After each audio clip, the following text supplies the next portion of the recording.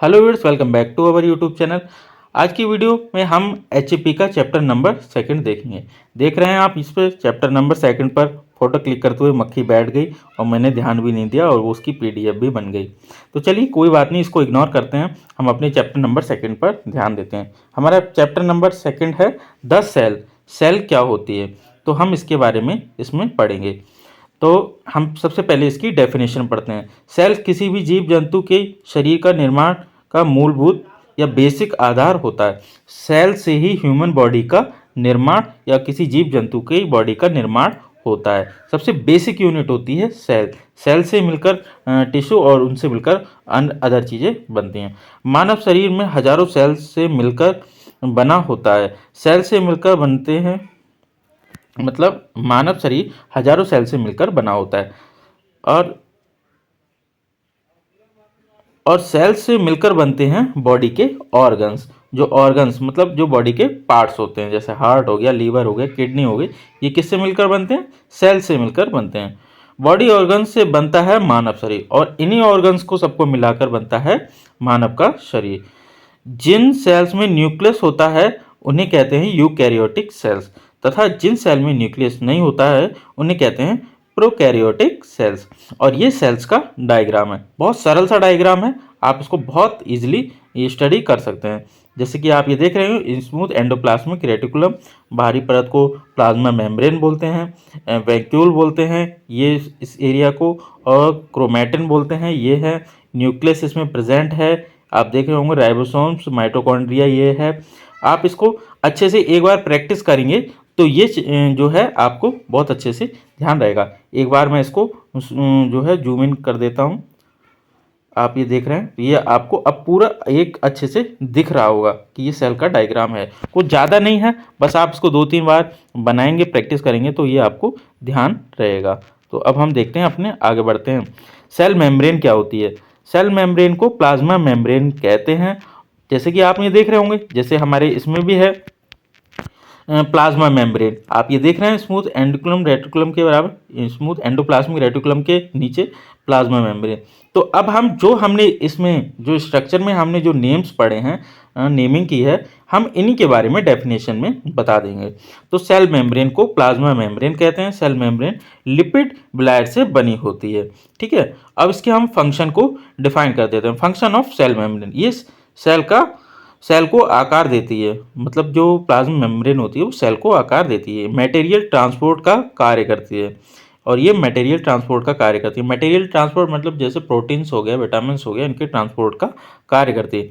ये digestive property की होती है। इसका मतलब खाना लेना और वेस्ट को रिमूव कर देना, मतलब जो वेस्ट मटेरियल होता है उसको ये रिमूव कर देती है किसी भी फॉर्म में, चाहे वो स्वेट के फॉर्म में हो या अदर किसी फॉर्म में जो है रिलीज कर देती है।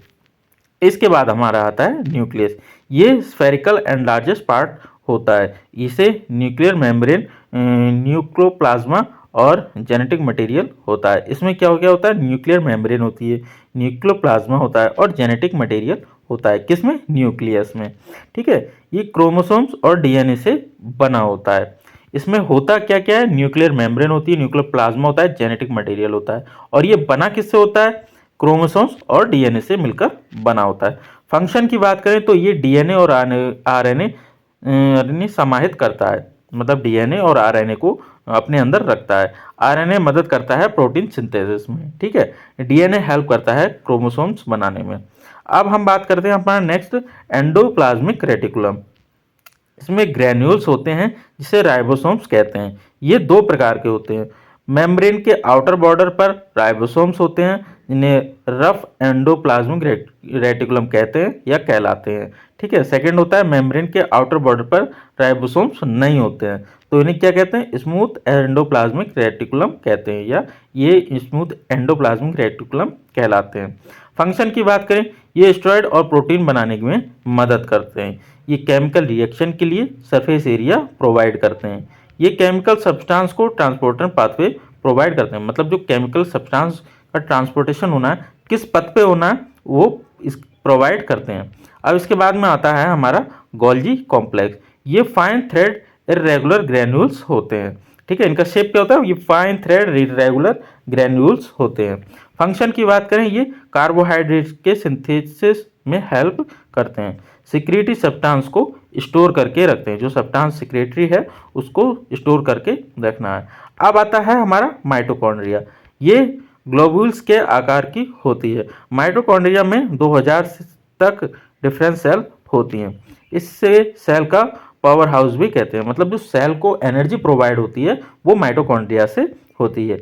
अब इसके फंक्शन की बात करें, ये एडेनोसिन ट्राइफॉस्फेट को स्टोर करता है, ठीक है। ये डीएनए और सिंथेसाइज प्रोटीन को भी स्टोर करके रखता है। इसके बाद में हम देखते हैं लाइसोसोम्स। इन्हें डाइजेस्टिव सेल भी कहा जाता है। इसमें डाइजेस्टिव एंजाइम होते हैं, ये डाइजेशन में हेल्प करती हैं। इसका फंक्शन है डाइजेशन में हेल्प करना। पेरोक्सिसोम की बात करें, इनका स्ट्रक्चर लाइसोसोम की तरह ही होता है, ठीक है। फंक्शन की बात करें, फैटी एसिड का ब्रेक डाउन करते हैं, ये न्यूट्रिएंट्स को एब्जॉर्ब करते हैं, ठीक है। हाइड्रोजन पेरोक्साइड को जल में बदल देते हैं, मतलब पानी में बदल देते हैं। सेंट्रियोल्स को अब हम इसमें सेंट्रियोल्स की बात करें तो ये न्यूक्लियस के पास स्थित होते हैं। इनका आकार सिलेंड्रिकल होता है, ठीक है। अब फंक्शन की बात करें, ये सेल डिवीजन में हेल्प करती हैं। अब ये तो था हमारा एचईपी का चैप्टर सेकंड। अब हम इसमें आगे चैप्टर थर्ड को भी देखेंगे। तब तक के लिए आप इसको स्टडी कीजिए। और भी हमारे सिलेबस हमारी प्लेलिस्ट पे पड़े हुए हैं, जैसे फार्मास्यूटिक्स हो गया, अदर सभी के लेक्चर्स आपको इसमें मिलते रहेंगे।